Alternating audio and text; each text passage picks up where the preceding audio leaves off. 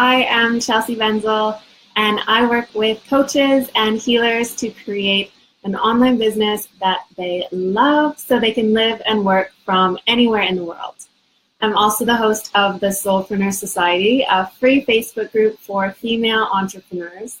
I included a link to join us in the description of this Facebook Live, so you can click to join us, request to join, and get in there and join in all that good stuff. So today I wanted to share the top 2 ways to work smarter and not harder in your online business. There's so much talk about hustle, especially in the online space, but I'm a firm believer that there are better ways to get your business off the ground that do not require you to lose yourself in the process and can actually be a whole lot of fun with flow and grace and alignment. So the number 1 tip I want to share with you is to give yourself the space to really get into the flow of your creativity. So what does that look like? For me, I know what it's like to want to get your business off the ground, like right away, yesterday, if possible. And sometimes we can bite off more than we can chew, especially if you are a solo business owner, which most of us are when we're first starting out. It's like we feel like we want to get all this stuff done, so we bite off more than we can chew. And before you know it, nothing really gets done because you're feeling completely overwhelmed and you're trying to be everywhere and everything to everyone. And really that time is kind of wasted because it's not your best work. So I really want to encourage you to find fun in what you do, even if that means taking breaks, listening to music while you work, or getting up and having a dance party in the middle of your day. Take the pressure off. Know that by taking action each day, you're going to be working closer to where you want to be, and it's going to happen, but it doesn't have to happen tomorrow or next week or even next month. It's about finding that ease and that flow while you're doing the work right now and doing what you can and what feels good. Your best work is going to come when you ease up on that hustle and on that trying to get everything done right now, when you step in more into that place of flow and alignment and grace.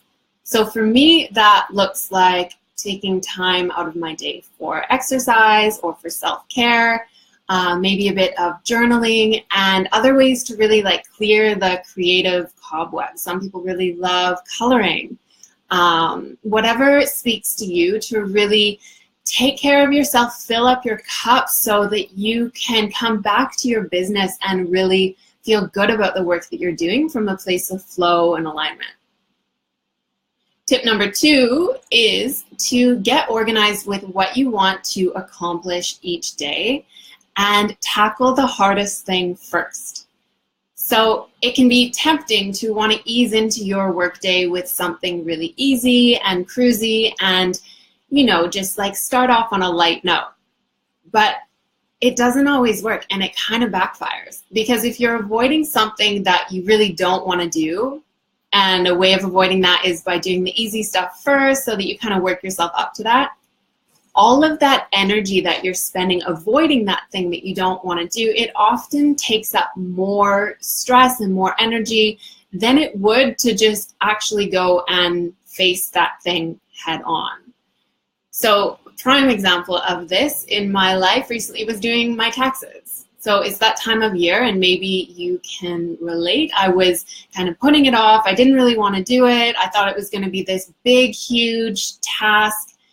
And all of that energy that I wasted even thinking that was so much more than what it actually took to sit down, get organized, and just file my taxes.